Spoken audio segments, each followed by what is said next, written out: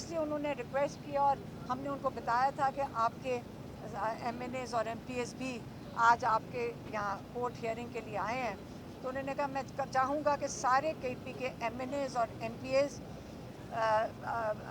CM کے ساتھ بیٹھیں اور یہاں پہ امن کے جو 3 چیزیں ہم نے نکات بتائے ہیں اس کے اوپر عمل کریں اور جلد سے جلد یہاں پہ ہر قسم کا جو وہ جو مسائل ہیں، خاص طور پہ کیونکہ ان علاقوں میں سیلاب بھی آیا ہوا ہے، آپ نے اس کو فوری طور پہ یہ جلدی بند کریں پہلے کہ انہی اٹیکس کی وجہ سے دہشت گردی سچ مچ بڑھ جائے.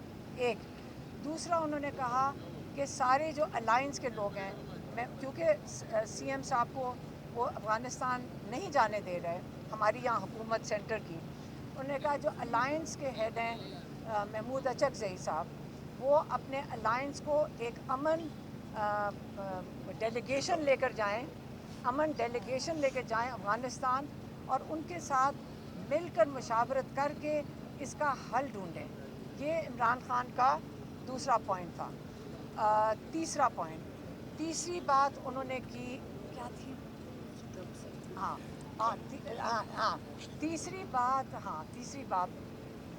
معاف کیجیے گا، میں تھوڑا سا ذہن سے نکل گیا تھا. تیسری بات انہوں نے بات کی پاکستان میں، انہوں نے کہا کہ پہلے ہمارا مینڈیٹ چوری ہوا، ہم نے پھر بھی میرے پر نہیں، انہوں نے کہا پہلے میرے پر کیسز ہوئے، میں نے پھر بھی کہا کہ میں قانونی اپنے سارے کیسز عدالتوں کے سامنے میں فیس کروں گا، میں اپنا انصاف عدالتوں سے لوں گا. اور انہوں نے شروع سے یہی بات کی تھی، ان کو آفرز آئیں کہ آپ ملک چھوڑ کے چلے جائیں، آپ کے کیسز 300 کیسز ہیں آپ کے اوپر. انہوں نے کہا نہیں، میں اپنے سارے کیسز کا سامنا کروں گا. انہوں نے اپنے کیسز کا سامنا کیا، 3 سال سے زیادہ ہو گئے ہیں جو وہ اپنے کیسز کا سامنا کر رہے ہیں. پھر انہوں نے کہا کہ انہوں نے ہماری پارٹی کے اوپر ظلم کیا، انہوں نے ہمارا الیکشن چوری کیا، انہوں نے الیکشن مینڈیٹ، انہوں نے جو 2/3 میجورٹی تھی آپ نے چوری کر لی. اچھا چلیں، ہم نے تو جا کر ہم عدالتوں میں گئے، پھر بھی ہم عدالتوں میں گئے، الیکشن کمیشن میں گئے، کوئی انصاف نہیں مل رہا. لیکن اس حد تک کہ اب ایک رپورٹ نکلی ہے کامن ویلتھ کی رپورٹ لیک ہوئی ہے. یہ رپورٹ ہماری حکومت کو، انہوں نے کامن ویلتھ کے آفس نے کہا ہے کہ یہ رپورٹ ہماری حکومت کو بھی دی گئی تھی، یہ الیکشن کمیشن کو بھی دی گئی تھی کہ پاکستان میں دھاندلی اور ووٹ چوری کیا گیا ہے. اب جب ایک انٹرنیشنل آرگنائزیشن نے بھی کہہ دیا ہے اور جو الیکشن کمشنر ہے جس نے اس کے اوپر کوئی اگلا قدم نہیں اٹھایا، وہ ہے سکندر سلطان، راجہ سکندر سلطان. اور آپ کو پتہ ہے پاکستان کا قانون اس پہ ووٹ چوری کے اوپر بڑا سخت ہے. پاکستان میں آپ ووٹ چوری آرٹیکل 6 لگتا ہے جو غداری کے ضمن میں آتا ہے، لیکن کیونکہ پاکستان میں اس وقت کوئی قانون نہیں ہے. اس کے بعد عمران خان کے اوپر انہوں نے لے کر آئے 26ویں ترمیم. انہوں نے کہا لوگوں پہ گولیاں چلائیں، ہم نے پھر بھی اس کے لیے قانونی راستے کے لیے ترجیح دی. اس کے بعد آپ 26ویں ترمیم لے کر آئے، اور 26ویں ترمیم کیوں لے کر آئے؟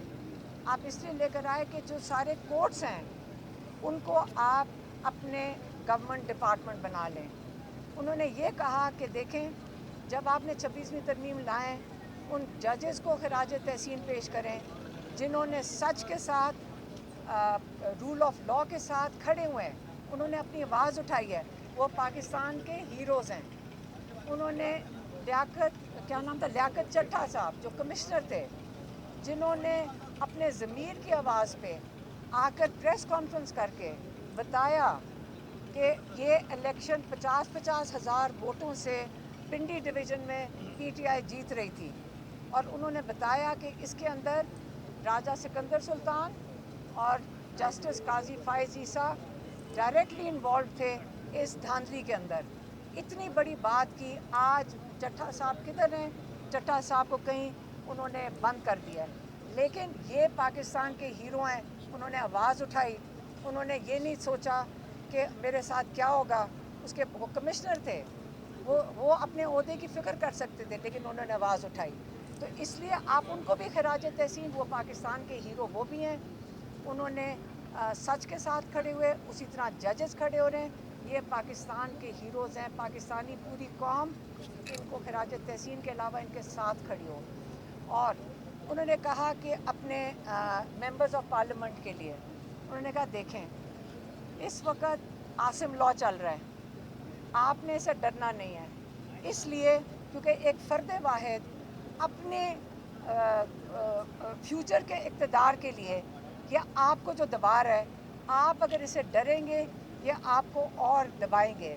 आप हक में हैं, आप पाकिस्तान के लोगों की नुमाइंदगी कर रहे हैं, आपने ना जेल से डरना है क्योंकि मैं 2 साल से जेल में बैठा हुआ हूँ।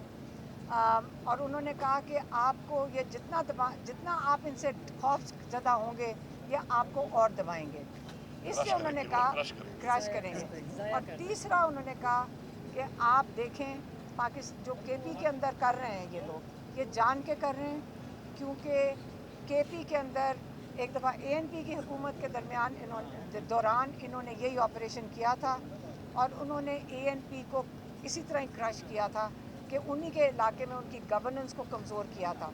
इसलिए केपी की सारे एमएनएज़ और एमपीएज़ की रिस्पॉन्सिबिलिटी है कि वो सीएम के साथ बैठकर अमन यहाँ पे कायम करें और गवर्नेंस रिस्टोर करें।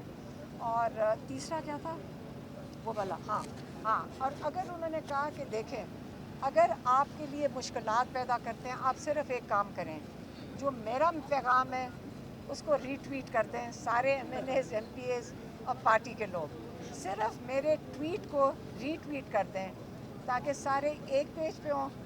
और आखिरी चीज़ उन्होंने कही थी हाँ कि मुत्तहिद रहें, बिल्कुल सारी पार्टी, क्योंकि पार्टी पूरी वैसे तो सारे पार्टी तो एक ही पेज पे है, पूरा पाकिस्तान एक पेज पे है, लेकिन जो बाकी ओहदेदारान हैं वो सारे एक पेज पे रहें, इकट्ठे रहें। और क्योंकि आपने जो मुकाबला कर रहे हैं वो एक जुल्म का मुकाबला कर रहे हैं, आप मार्शल लॉ का मुकाबला कर रहे हैं, आप आसिम लॉ का मुकाबला करें, और ये चलेगा नहीं क्योंकि जुल्म का निज़ाम नहीं चल सकता इंशाल्लाह। और उन्होंने एक और जो हदायत भेजी थी वो थी कि आप पेशावर में फ़ौरन जलसा करें और सबको बुलाएं वहाँ पे पेशावर में, और एक जो पहला स्टेप है उन्होंने कहा है कि बहुत बड़ा जलसा इंशाल्लाह होगा, सारे जमा होंगे। और यहाँ से कहते हैं उन्होंने ये भी कहा कि ये जो हम कमेटियों से निकल रहे हैं, हमने इनको लेजिटिमाइज़ बहुत देर कर लिया है, हुकूमत को इल्लीगल हुकूमत, चोरी शुदा मैंडेट की हुकूमत, इसको हमने बहुत देर लेजिटिमाइज़ किया है हमने, क्योंकि कानूनी रास्ता इख्तियार कर रहे थे, लेकिन अब वक्त आ गया है कि हम इनको लेजिटिमाइज़ नहीं करेंगे। इससे जो पहला कदम था हमने कमेटियों से कौन सी नेशनल असेंबली की कमेटियों से और सेनेट की कमेटियों से सबको कह दिया है कि वहाँ से उनसे निकल जाएं और रिज़ाइन कर दें। और वो अगला जो लाएमल है आज उन्होंने नहीं दिया, आज उन्होंने सिर्फ जलसे का दिया है और ट्वीट का दिया है, और बाकी जो है वो मेरे ख्याल में अगली दफ़ा देंगे। मेहरबानी, शुक्रिया। मैडम मेरा सवाल